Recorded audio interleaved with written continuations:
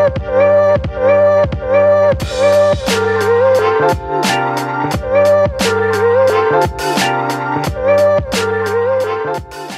bonjour à tous et bienvenue sur la chaîne de l'Examen Crypto. Nous sommes le samedi 4 janvier 2025, il est 9h05.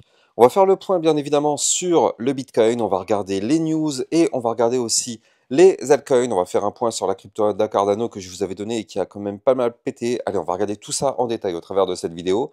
On démarre directement avec les news. Donc du côté des news, eh bien, on a Robert Kiyosaki qui prédit que le Bitcoin atteindra 175 000, enfin entre 175 000 et 350 000 dollars en 2025.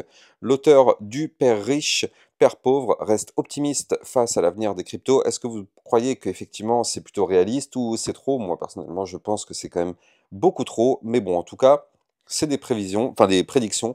Ça, c'est vrai qu'il y en a qui vont jusqu'à 400 000 dollars au niveau des prévisions quand même. Alors, du côté de HC Wainwright, qui revoit son objectif pour le Bitcoin en 2025, eux, ils le voient bien à 225 000 dollars au lieu des 140 000 dollars prédits précédemment. Donc, selon Mike Colonnes, les moteurs sont la clarté réglementaire, l'adoption institutionnelle, la politique de l'administration Trump. Donc, c'est quand même assez intéressant parce que quand on voit quand même des grandes institutions qui pensent vraiment que le Bitcoin peut vraiment décoller aussi haut sur ce cycle, ben, ça donne envie d'y croire quand même si ça reste relativement élevé, mais c'est vrai que ça donne envie d'y croire. Alors hier, dans le Club Lexa Rocket, je vous avais fait une vidéo concernant la crypto ICP, qui s'est d'ailleurs mise à décoller par la suite. Le titre était bien choisi, hein, sur les starting blocks. Elle s'est mise quand même à prendre 15 ou 20% hier, c'était quand même assez exceptionnel. Bref, 644 millions de dollars ont quitté l'ETF IBIT de BlackRock en seulement 8 jours. C'est une première depuis son lancement. Est-ce que c'est un changement de stratégie ou une simple correction? C'est vrai que c'est intéressant de voir, hein, parce que regardez ça. Là, jusqu'à présent, c'était que des hausses, que des entrées sur les ETF. Et là, on a connu quand même depuis 8 jours une vague de sorties. Bon, c'est vrai que par rapport à tout ce qui est entré, c'est pas hyper méchant non plus. Mais bon.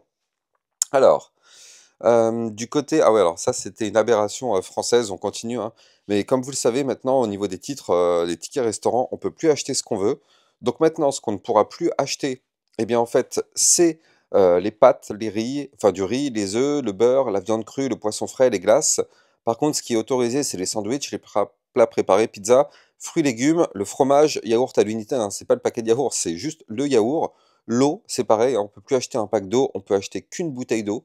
Enfin bon, bref, encore des conneries à la française, des aberrations dans tous les sens. On a eu des gros mouvements sur les ETF Ethereum avec des achats massifs qui ont marqué la fin d'année 2024. Donc ça, c'est quand même assez intéressant, hein. C'est vrai que est-ce qu'on va pas avoir quelque chose du côté de l'Ethereum? Ça va être intéressant à surveiller. Hier midi, je vous avais fait une vidéo concernant la crypto-monnaie ANKR. Je rappelle qu'elle a une configuration quand même très très intéressante. Allez voir la vidéo parce que clairement, c'est une vidéo, je pense, à ne pas rater. Crypto-Létande qui nous pousse que Binance devient un échange agréé au Brésil, la plus grande économie d'Amérique latine. Donc c'est la 21e autorisation mondiale que obtient Binance. C'est quand même une très bonne nouvelle pour eux. Dans le Club Lexa Rocket, on avait vu la crypto Fetch et la crypto Flux.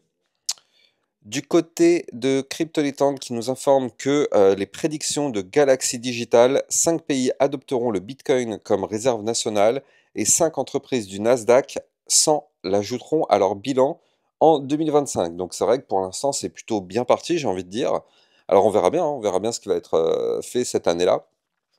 Morgan Stanley qui prépare une potentielle révolution, les géants bancaires pourraient bientôt permettre le trading de crypto sur sa plateforme. Je ne sais pas si vous vous rendez compte, là ça risque de toucher mais énormément de personnes s'ils le font. Donc c'est une très très bonne nouvelle par rapport à l'adoption. Ah ça c'est ce que je vous montrais tout à l'heure justement par rapport à la crypto ICP. Donc on a pris un plus 15% dans le club Lexa Rocket.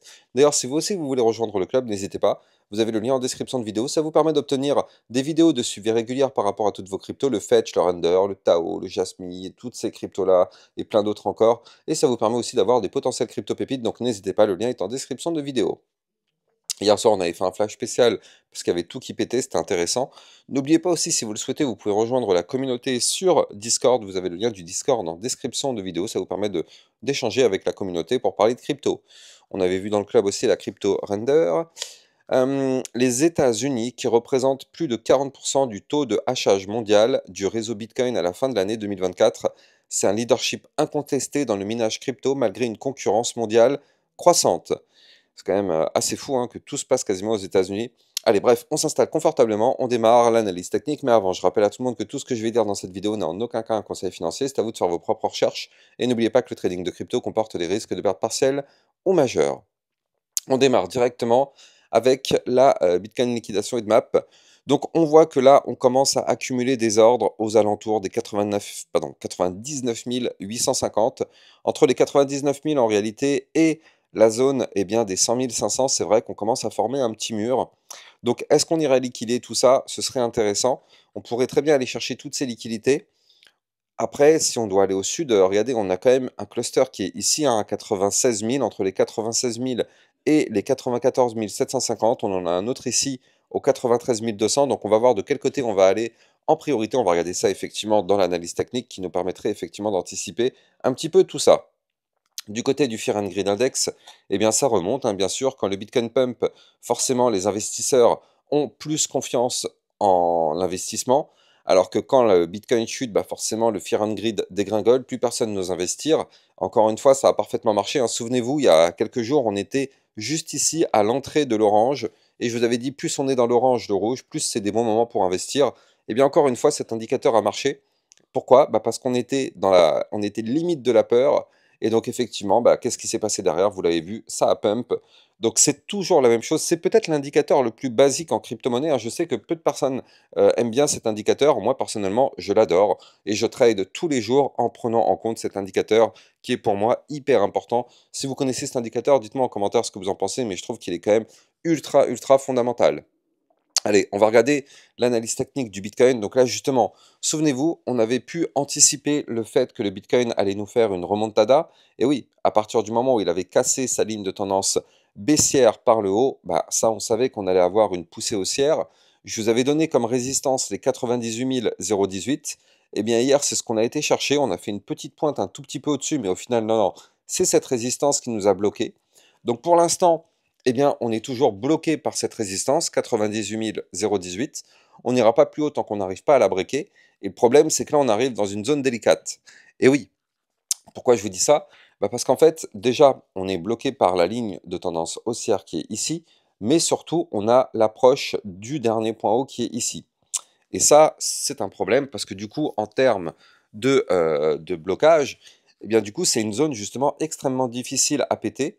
Donc là, on va avoir une résistance quand même relativement importante, ici aux 93 390 $, qui est justement la résistance du dernier point haut couplée à la résistance de la ligne de tendance haussière. Donc si le Bitcoin doit continuer de monter, on va voir comment ça va réagir quand on va toucher ce niveau clé. J'ai envie de dire, soit ça passe, soit ça casse. Mais clairement, c'est un niveau clé qui sera déterminant. Si on récupère ce niveau clé, alors bien sûr, ce serait pour être propulsé aux 100 000 $. Donc les résistances, c'est les 101 508, 103 519. Puis après, bien sûr, on aura la zone des 105 000, les 107 190, voire même l'ATH des 108 900. Donc ce seront les zones à aller chercher par la suite. Mais pour ça, on n'aura pas le choix. On doit impérativement récupérer ce niveau clé. Maintenant, ce qui est plutôt encourageant et ce qui pourrait effectivement nous montrer le fait qu'on pourrait avoir justement cette récupération, eh bien regardez ça. Là, je l'ai agrandi exprès pour que vous voyez bien, mais regardez ce MACD. Là, le momentum MACD, il est clairement, clairement, clairement hyper intéressant. Regardez ça. On est vraiment, là, si ça continue, là, c'est inévitable, ça va se passer là dans les prochains jours, parce que là, on n'a plus la place de mettre 50 000 bougies. On est vraiment juste en train de faire le cross-bull. Donc là, la ligne bleue, elle est en train de toucher la ligne orange. Donc c'est imminent. On va avoir un cross-bull, sauf si le Bitcoin se fait rejeter et dégringole. Et dans ce cas-là, ça casse le momentum qui est en train de se mettre en place et on continuera sur sur le momentum bear. Mais là, clairement, en vue jour, on est à deux doigts de faire un momentum bull. Et donc, ce momentum bull, bien évidemment, nous permettrait de breaker les niveaux clés et aller chercher justement les autres niveaux que je vous avais donnés tout à l'heure. Donc ça, il va falloir le surveiller de très très près parce que c'est quand même assez déterminant pour la suite.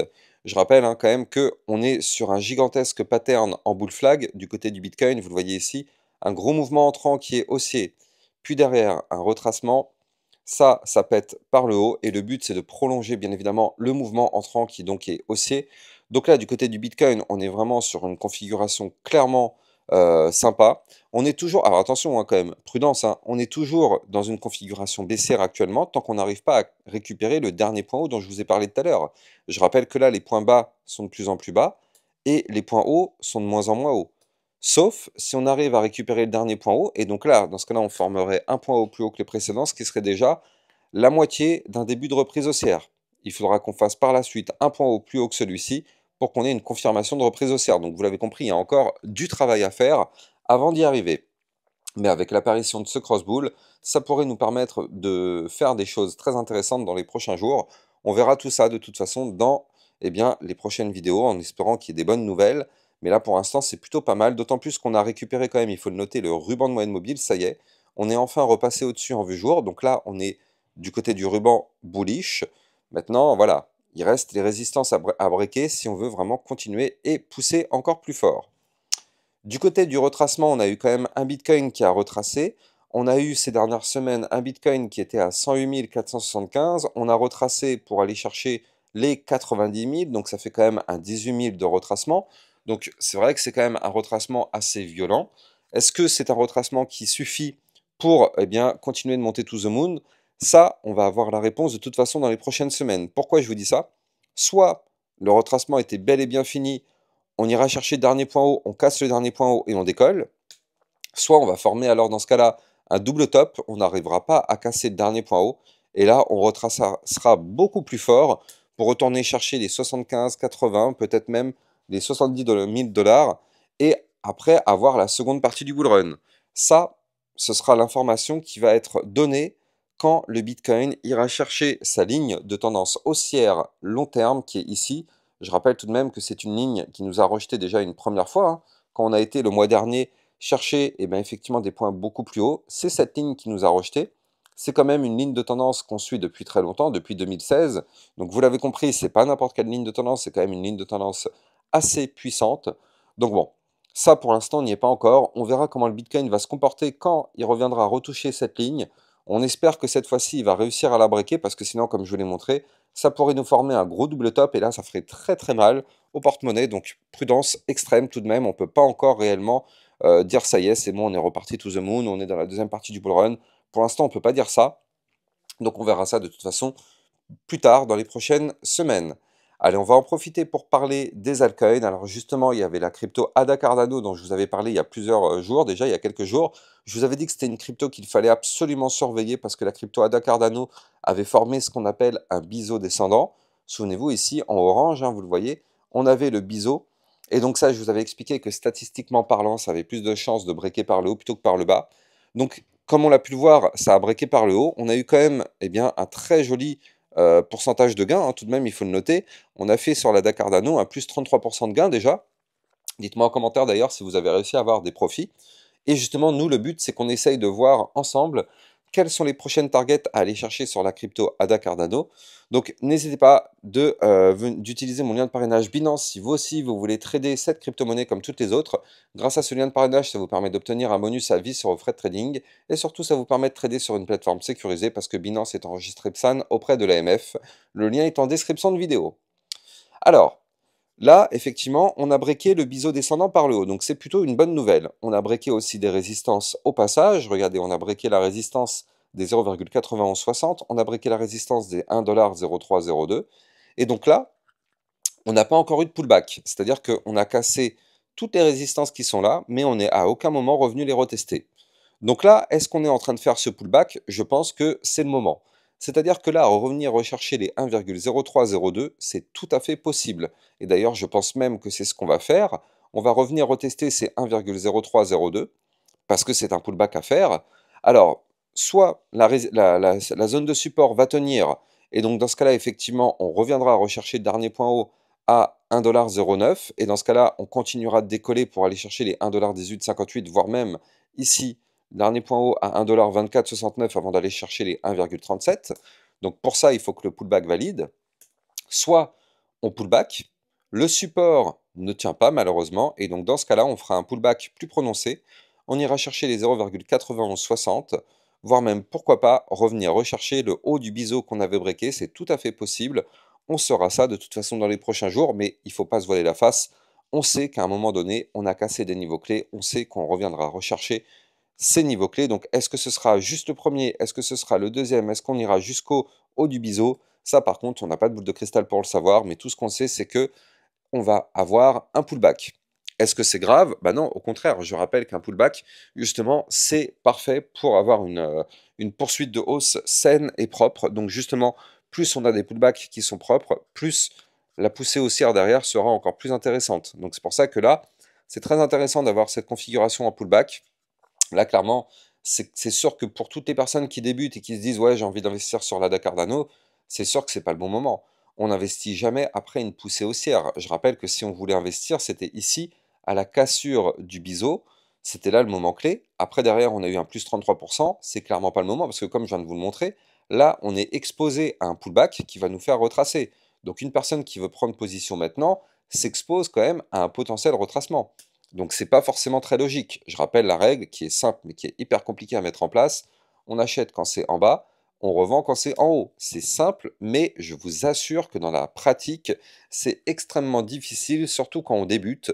Parce que quand on débute, c'est le contraire. Quand on débute, on comprend pas tout ça, donc on se dit ouais, c'est une crypto qui a déjà poussé, donc justement, ça veut dire qu'il y a quelque chose à apprendre sur cette crypto, ça veut dire qu'elle est intéressante, ça veut dire qu'il y a du monde dessus. Et donc justement, moi je vais investir sur une crypto qui a poussé, bah non, ça c'est une vraie erreur. Bref, en tout cas, n'hésitez pas, si vous avez kiffé la vidéo, de liker, commenter, partager au maximum. Je rappelle que c'est grâce à ça que mes vidéos sont mieux mises en avant sur YouTube. Et n'oubliez pas de vous abonner à la chaîne YouTube pour recevoir tous les jours une, deux à trois vidéos concernant le Bitcoin et les altcoins. Excellente journée à vous, à plus tard, ciao ciao.